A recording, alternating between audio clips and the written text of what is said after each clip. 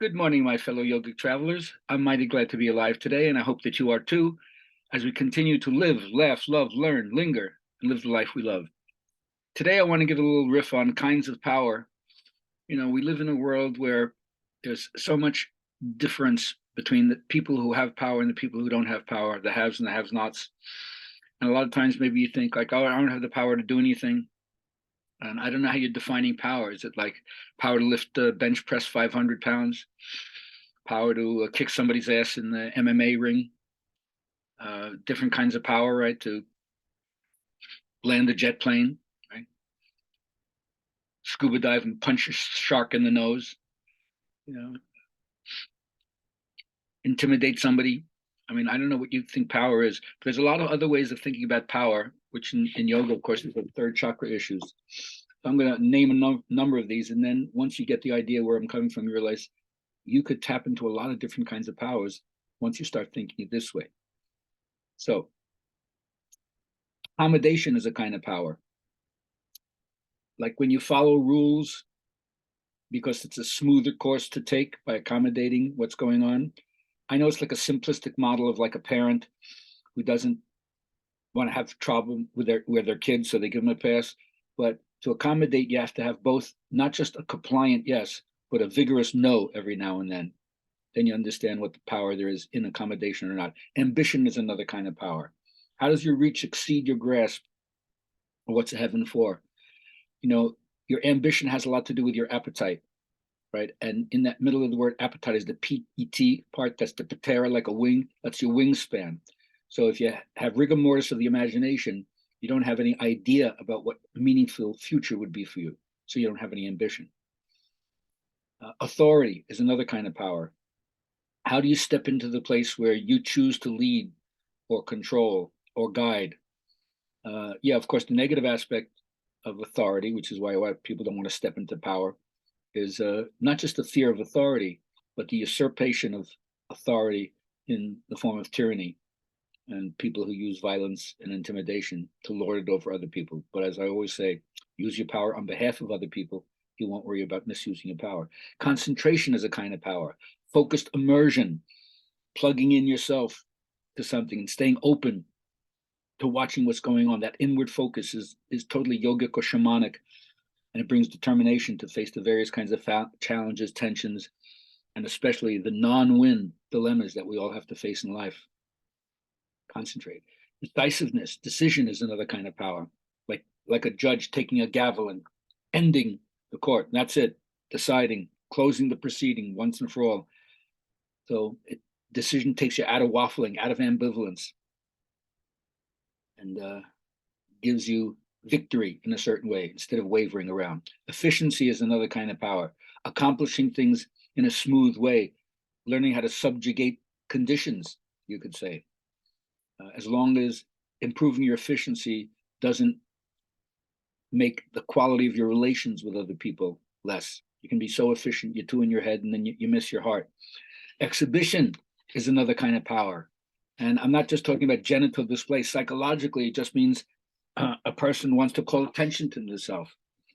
How you come on shows who you are, right? So in a certain way, that's exhibiting yourself, being real, spontaneous, having freedom to show yourself.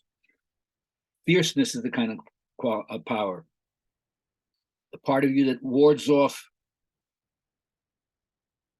false piety, sentimentality, empty ceremony, cuts through, sticks to like your freak flag. Fierceness. Gravitas is the kind of power, allowing yourself to feel heaviness, substance, facing the things that weigh people down and allowing that to be part of what gives you grounding, a sense of being where you are. Leadership is a kind of power, not limited to the alpha male idea or the bravest or the brawniest. But good leaders follow the will of the group instead of trying to dominate it. Exquisitely fine-tuned, linking it immediately to what's the best reflexive response in the moment. Leadership is a kind of power, whether you lead yourself or other people. Holding an office is a kind of power, when you're in service to something beyond yourself, your duty towards others. Anything that you do to serve another person, taking in and hearing other people's requests. That's a kind of power. Persuasion is a kind of power. Sweet talking. How do you make things agreeable, smooth? It's like inviting Athena to have intelligent and convincing speech along with Aphrodite. So there's charm, the gift of gab, a beautiful style of rhetoric. Otherwise, it's just dead verbiage and acts like an anesthetic, pollutes the environment. Pleasure, of course, second chakra, huge power to bring back erotic joy in your life. And as I always like to say, don't confuse or limit eros to genital. It means opening up all your senses, sensate experience, the pleasure that you get from good work. And so it's going to enter in by hook or crook. So don't push it out. Let yourself come back to the beauty of sweetness, seduction, flirtation in its positive sense, not its sexual harassment sense. Because if you forget to invite the goddess of pleasure in, if you forbid her presence, you invite her revenge. So I wouldn't say you do that. All right, last few powers. Prestige is kind of power. But in order for it not to be hollow, you have to be worthy of the admiration to earn the prestige, to want to have a communal desire to recognize yourself, which is a kind of feedback of who you are in the eyes of other people.